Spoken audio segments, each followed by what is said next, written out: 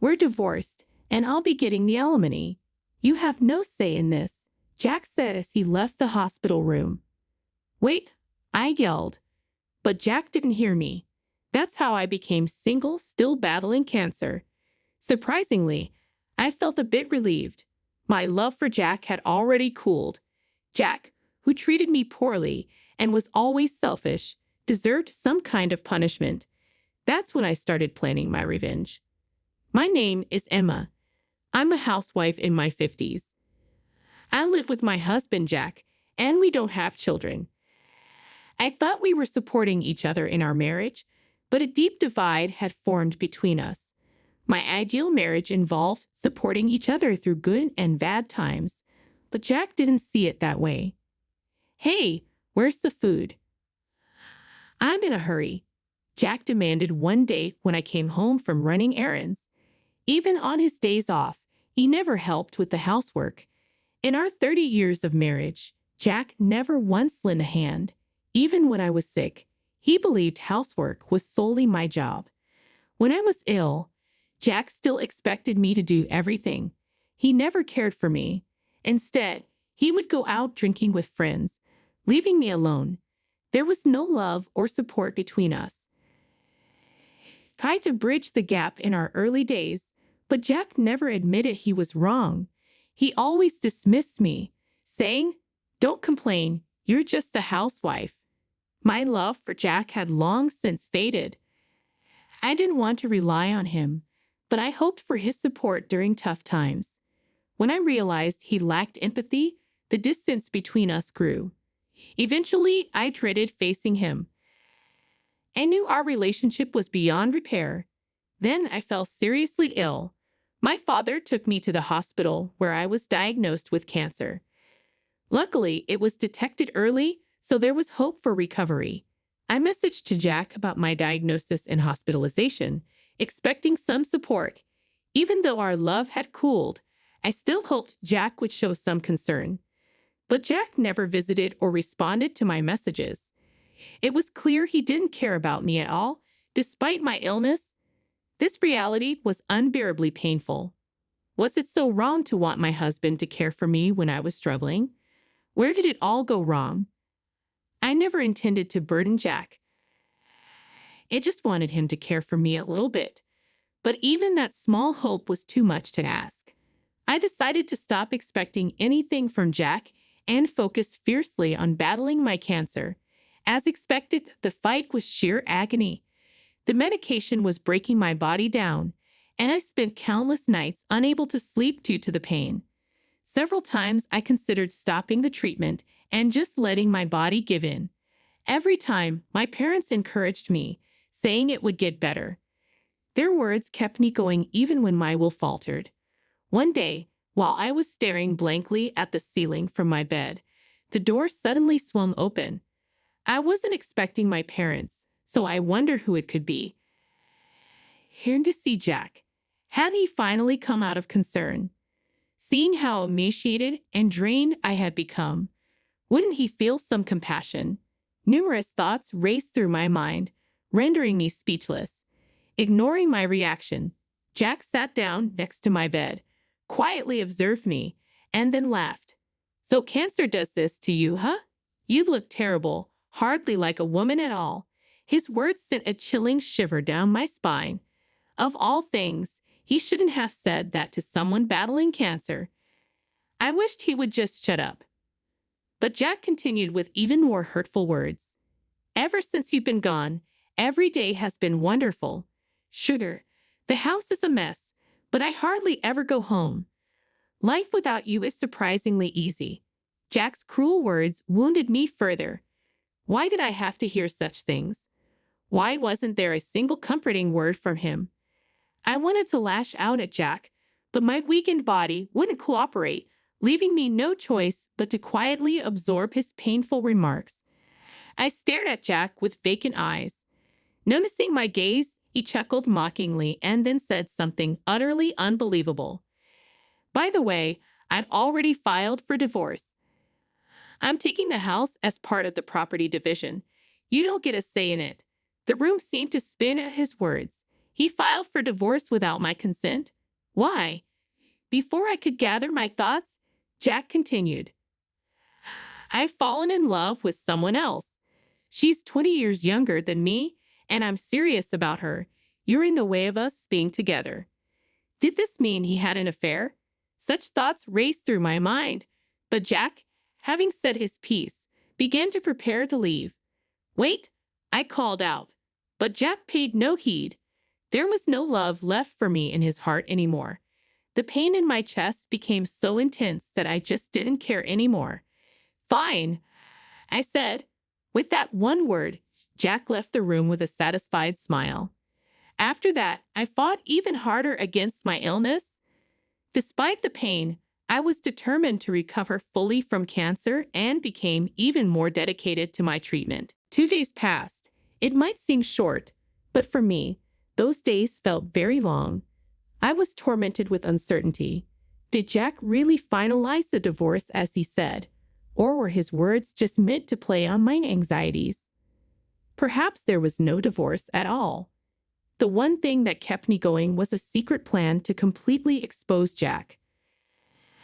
And then once he found out about it, even someone as cold-blooded as Jack would be shaken. I believed that a flustered Jack would surely try to contact me, and sure enough, Jack called me today. I couldn't take the call in my hospital room. I ignored the first hundreds of calls. Jack didn't seem to give up trying to reach me. Despite my phone being on silent mode, the constant vibrations were annoying. So I texted him, "Stop calling. It's annoying." Finally, the calls ceased, but then the messages started pouring in. "Please, I want to talk just once. I'll apologize for everything," and many more. If he couldn't reach me by call, he tried to text. Every single message was clearly out of self-preservation. Perhaps Jack had realized why I had so readily accepted the unilateral divorce. "Can I come see you?" he asked when I didn't respond. Given my current exhaustion from fighting my illness, the idea of meeting Jack was almost torturous. However, I figured if I declined, he'd incessantly call, so I replied, "Fine." My revenge plot was about to begin.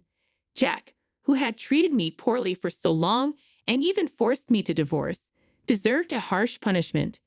Eagerly anticipating Jack's arrival, I was determined to bring him down. "Hey, what the hell are you thinking?" With that outburst, Jack entered my hospital room. His voice clearly revealed his panic, showing that he was already feeling cornered. To an outsider, Jack's reaction might seem over the top, but it was only natural for him to be this frantic. After all, I had a secret ace up my sleeve. I had no idea you had assets worth $6 million. If I knew about this money, I wouldn't have. Why didn't you tell me? Jack placed my bank book on the table. The book clearly showed that I had over $1 billion saved up. Well, you never asked. Who would imagine that a housewife like you would have this kind of money? If I had known about this money, I would have never divorced you. Maybe you shouldn't have impulsively forced me to divorce. Don't play games with me. And where did you even get this kind of money from? Jack, who unilaterally divorced me without my consent, was now complaining that he'd have acted differently if he'd known about my $6 million. It was so self-centered of Jack to assert he'd have changed his decision if he had known about the money. I decided it was time to let Jack in on the secret. Actually, the source of this $6 million was from investments I began as a mere pastime. The one who suggested I try investing was my parents. Although Jack's salary alone was enough for us to live comfortably, I always wanted to contribute something to our finances.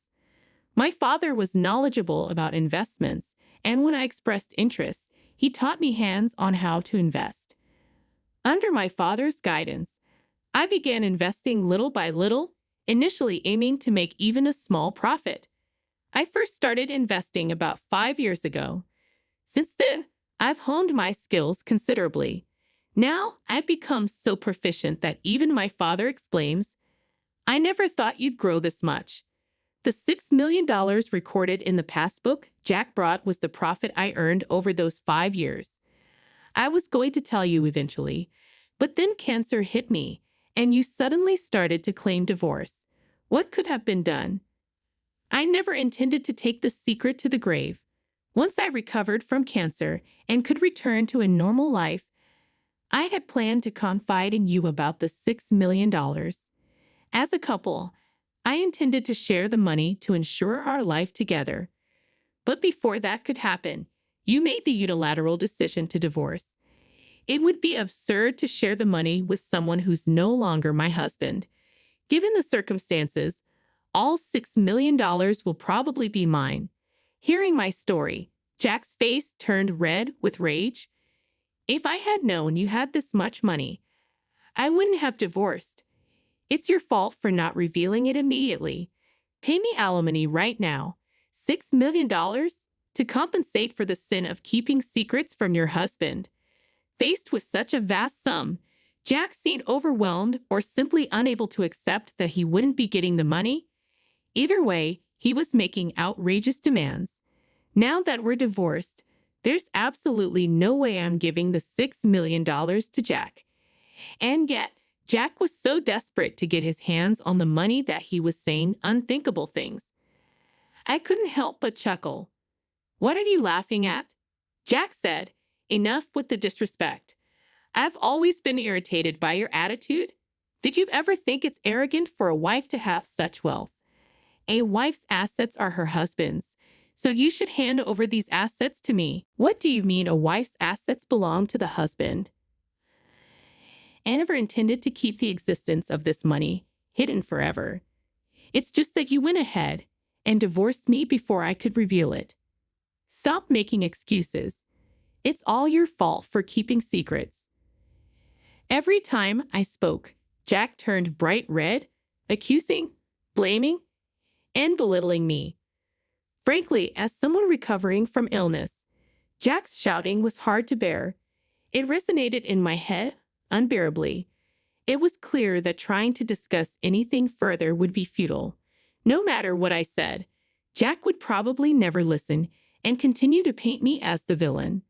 Once I realized that it was impossible to reason with Jack, my next move was swift. "Please stop it. You were the one who went ahead and divorced, right? You forced me to divorce, remember?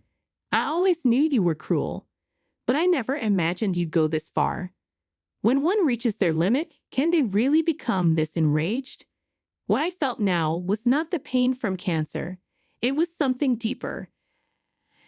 I tried to hold back my anger toward Jack, but it was unstoppable. Raising my voice might affect my body, but seeing him sitting shamelessly beside my bed and blaming me with every word made it impossible to stay calm. When I was diagnosed with cancer, what do you think went through my mind? I said, I thought maybe now Jack would worry about me a bit, that he might change his ways and start caring for me. Yet, what did you do? You didn't visit me in the hospital, and when you finally did, you filed for divorce and claimed our house. Now that you know about my wealth, you come and blame me like this. Are you kidding me? I'll say it again. I never intended to keep it a secret forever. I was waiting for the right time to tell you. You destroyed that chance. I had never blamed Jack like this before. I always accepted his selfish actions, thinking that we were a married couple and should stay together without complaints or resentment. I'd always did my best for him because I loved him. But now, I felt no love for Jack. All I felt was uncontrollable anger and disbelief towards a man who only said selfish things. How did he become so selfish? What kind of upbringing makes a person so devoid of consideration for others? As I realized it was futile to question this, Jack pleaded, "Please, I'm begging you. She says she'll definitely divorce me unless I bring her $6 million. Knowing that you have that amount, if I can't get that money from you, I'll be left all alone. You still love me, don't you? Don't you want to help me?" It seemed that the woman Jack was cheating with had also found out about my $6 million. He must have told her. From what Jack said, It appeared that his mistress was just as greedy as he was. Birds of a feather flocked together, I suppose. They seemed well suited for each other. Whatever suffering Jack might endure in the future no longer mattered to me, and I was able to completely detach myself from him. I'm really begging you. I'll do anything. Please give me the money. If not, I'm going to be in big trouble. Please help me out, Jack said, kneeling down and begging. I had never seen Jack this desperate before. His state seemed utterly ridiculous to me. At the same time, I felt a mix of disappointment and despair because he never showed such desperation for me. The more we talked, the colder my feelings for Jack became. I realized that continuing the conversation was pointless. The more I interacted with this rotten man, the more certain I became that it would not lead to my happiness.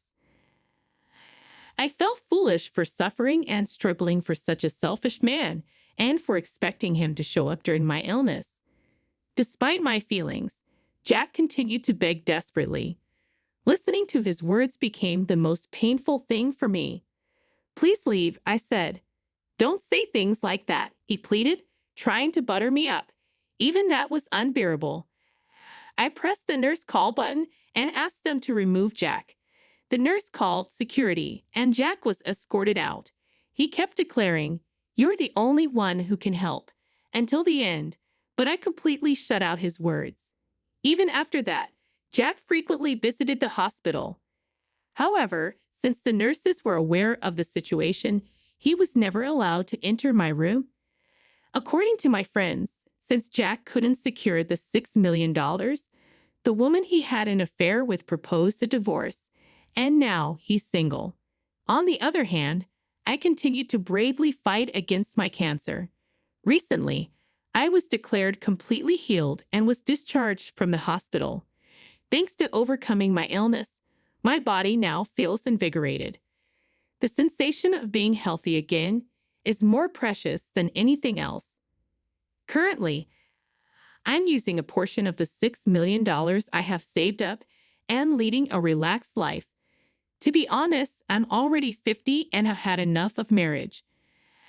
I think I'll probably live out the rest of my life alone. I feel there's nothing wrong with living my life unbound by anyone.